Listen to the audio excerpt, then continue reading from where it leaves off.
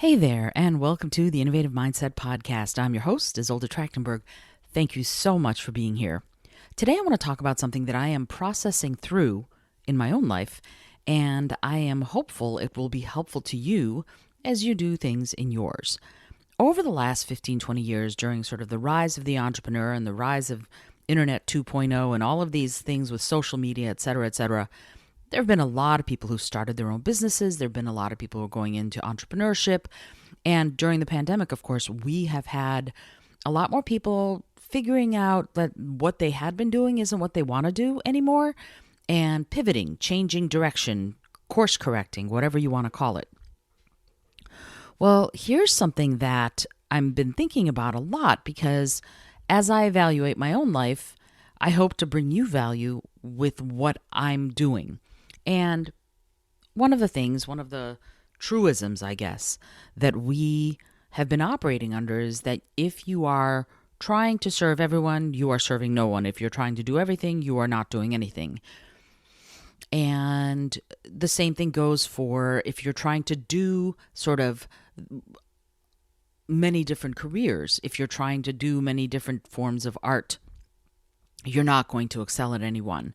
And I've been thinking about that because is that true, right? Because more recently, it's become a thing where people are sort of being allowed, if you will, to be what Marie Forleo calls multi-passionate people. Chris Guillebeau, has said something similar. And I've been sort of a multi-passionate, multifaceted person my whole life. I'm never interested in just one thing. Why be interested in one thing when you can be interested in 500 things? Now, do I excel at all of the things I'm interested in? No, and that's okay. Are there a few that I'm really passionate about that I really want to pursue? Absolutely. For example, I'm a professional speaker, I'm a musician, I'm a writer, and I'm a podcaster. And those avenues of, you could call them revenue, but you can also call them passionate interests of mine, right? These are all things that I'm really incredibly passionate about. And so as I work through my life, as I live my life, I want to take every opportunity, every chance to explore those avenues, explore podcasting, go further, like this podcast has changed recently. Over the last few months, instead of doing a once-a-week interview show, I now do 5 days a week, and I do 4 solo episodes where it's just me talking about topics like this. And then Mondays are the sort of interviews with innovators. And I'm exploring all of these topics because I think I've been saying this a lot. I've been thinking that creative thinking and ethical innovation are the future, right? In order to innovate in ways that are ethical, in ways that will be as cruelty-free as possible, and in ways that will help the planet, help people, help animals, we have to do it ethically. We have to have a value system set up. But we also have to recognize that things we've tried before haven't worked because this is the state we're in now. So we have to think differently. How do you think differently? By thinking creatively. So that's my overarching process, and my overarching theme is that creative thinking and ethical innovation are what's going to save the world. So as I do this, as I work through these ideas and themes in my life, I want to be sure that I'm bringing you value because this podcast is my way of reaching you, right? This is what I have chosen as my way. There are people who blog, there are people who do video. I've chosen this. And yet, that hasn't stopped me from doing music when I do music. That hasn't stopped me from writing my books when I'm writing my books. In fact, I've just started writing one that is coming out. It's pouring out of me and onto the computer screen like crazy. I have been nonstop on this, and I can imagine within the next 2 weeks this book will be done. It's that fast. And that's great because I think the book will be helpful, or at least everyone I've talked to about the subject matter of the book has been pretty excited about it. So that I'm really thrilled about. And yet, if you aren't a person who reads my books, podcast is the way that you and I sort of interact in the ether, if you will. You may never read one of my books, and that's okay because we have this other form of connection through the podcast. So in one way, or in some ways, I should say, having multiple streams where you are reaching out and trying to make change is a beautiful thing, because someone who doesn't see my books might listen to the podcast. Someone who doesn't listen to my podcast might see one of my books, right? So the message that you have, if you know what your message is, can go out to more people, can reach more people if you have multiple streams of doing it. That's one thing as far as being in favor of being a multi-passionate person, multifaceted person. The other thing is, during the pandemic, for example, people kind of realized, you know what I have been doing is not what I want to do anymore. I may not be able to leave my job yet, but I'm going to start seeing how I can make a side hustle into something that I do for a living. Or maybe I have multiple side hustles, and that's cool. Right nowadays, it's perfectly okay. Whereas just 2-3 years ago, that was a problem. If you had multiple streams that you were interested in, don't cross the streams, to quote Ghostbusters, but also, are you sure you want to do that? Because people aren't going to know what you stand for. Well, I think if you have an overarching theme in what you stand for, then people will know what you stand for, right? I stand for creative thinking and ethical innovation to change the world. That's what I stand for. And everything I do sort of falls under that theme, whether it's a piece of art that I'm creating, a song that I'm writing, a book that I'm writing, or this show, or my other show called The Vegan Life, right? So there are all of these different ways that I'm serving under the umbrella of my theme. And I think that is okay, and that we have to give ourselves permission to explore what all of those things are. On Tuesdays on the show, I right now am working with 3 amazing people, Alan Fessenden, Megan Vasilis, and Sergio Giovanni, and we are going through Julia Cameron's book, The Artist's Way, and it's a book about creative recovery. And this is my 3rd time going through the book. It's not the information in the book and the course that she outlines to sort of rediscover your inner creative is nothing new to me, but I believe, as you know, things go around in a spiral, and I'm discovering new things about myself as I go through the book, but also having their input in their process, or on their process, I should say, has been incredibly helpful to me, because I see it through fresh eyes, because I'm seeing it through their eyes. And yet one of the things that she talks about in the book is do something, right? She doesn't say do only one thing. She doesn't say if you've always wanted to play the piano, just play the piano. She says taste things, try things. Go out there and see what sparks your interest. And I am right there with her. I believe that sparking interest, if something sparks your interest, if your curiosity gets piqued, go find out what this thing is that you're curious about. It's so crucial. And you've heard me talk about this before if you've listened to the show. If something makes you curious, the best way to exercise your brain and get creative and start really bringing that sizzle into your life is go learn about that thing that makes you curious. Why? Because it's cool, right? That's the big reason. It's cool. But also, there's another reason. That other reason is you never know when that thing that you've just sort of picked up to see becomes a central point of your life. When I started writing, and I was talking about this on one of our episodes recently of The Artist's Way that we're doing, I wrote one creative story before I graduated college and one poem. That's it. I never wrote creatively. I shied away from it. I ran away from it. I did not think of myself as a storyteller, even though, you know me, I believe we're all storytellers. But I literally wrote one short story when I was like 12 years old, and then I wrote a Spencerian stanza because my English professor at the University of Michigan required us to write a Spencerian stanza that would fit into the Fairy Queen. And I did that. I did those 2 things and counted myself lucky that I hadn't had to do more, because I was terrified of telling stories in this way. And when I started writing fiction, it blew me away that I loved it. I had no idea that I would love it. And I'm on my, 4th fiction book right now. And it's daunting because I always hope that I will be a good enough writer to tell the story I'm trying to tell. And maybe that's an entire episode in and of itself.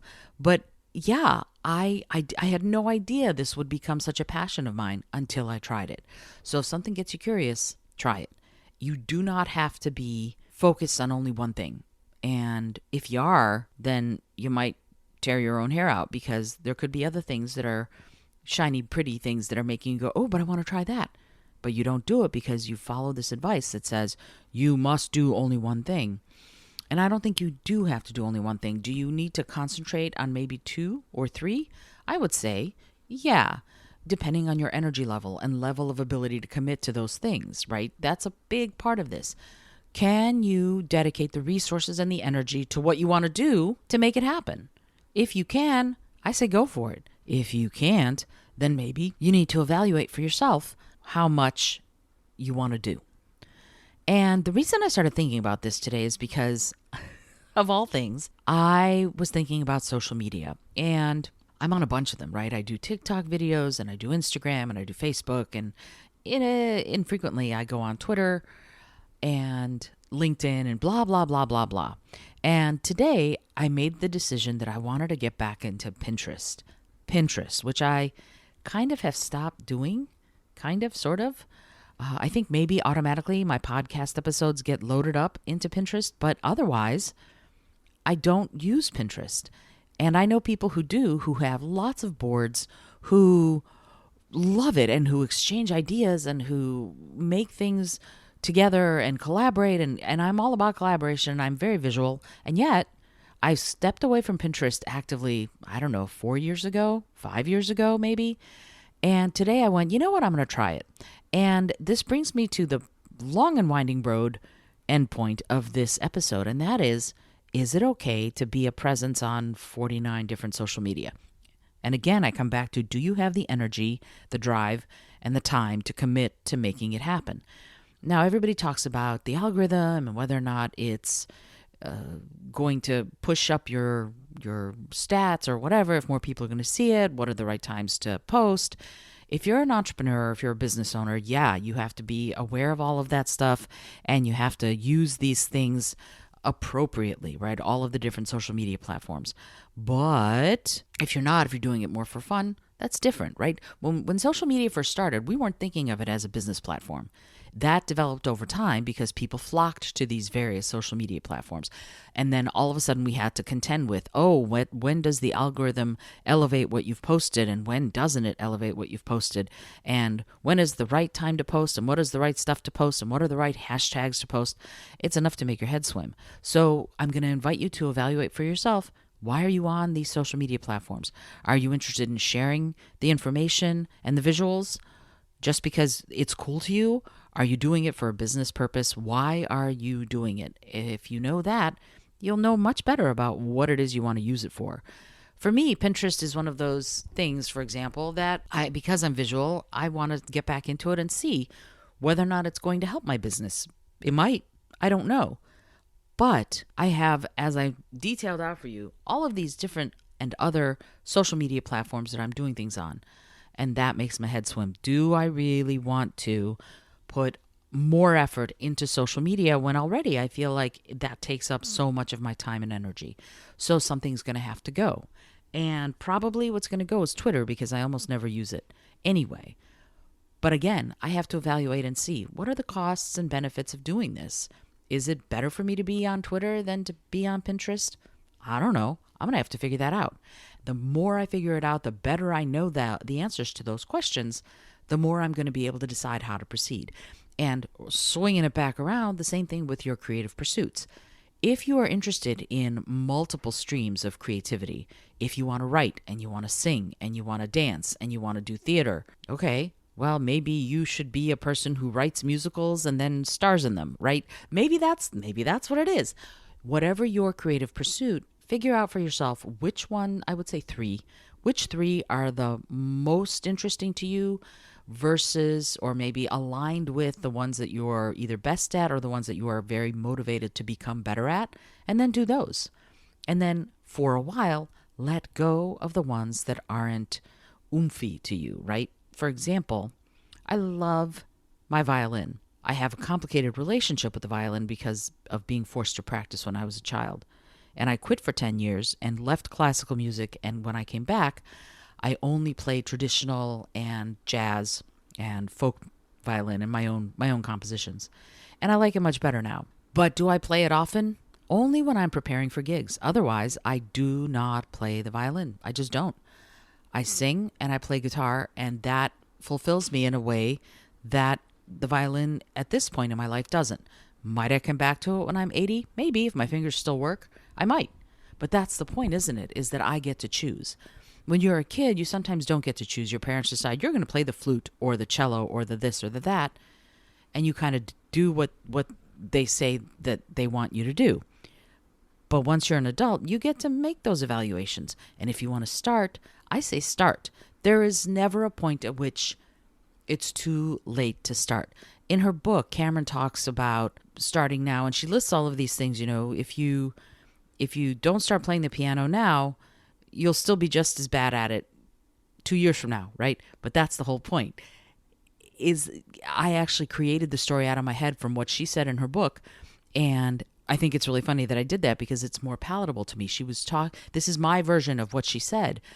She was talking to a friend, and the friend was despairing of the fact that he'd always wanted to learn how to play the piano, and he never had. And she said, well, why don't you go take lessons? And he said, do you have any idea how old I'll be before I'm any good? And she goes, yeah, exactly the age you'll be if you never start. And when I sort of made that story up in my head, it really meant something, because it's crucial to us as people to understand that we have choices. You get to choose which instruments you play, what art you pursue, what job you pursue, provided, of course, you have the funds and resources, and I understand that not everybody does.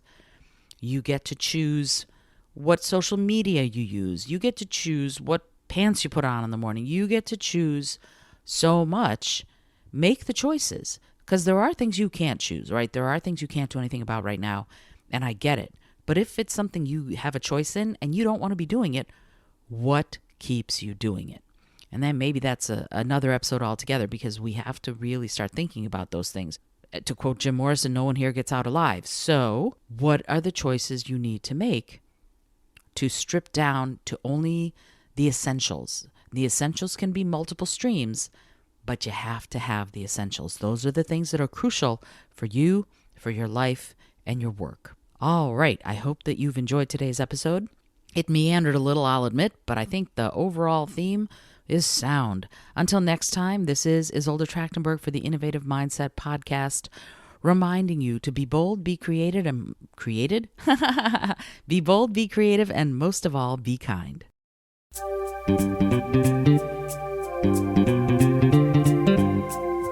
Thank you so much for joining me today. I really appreciate you being here.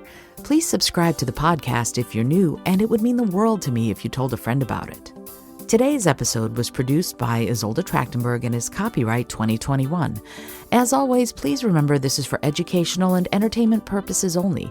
Past performance does not guarantee future results, although we can always hope. Until next time, remember to be bold, be creative, and most of all, be kind.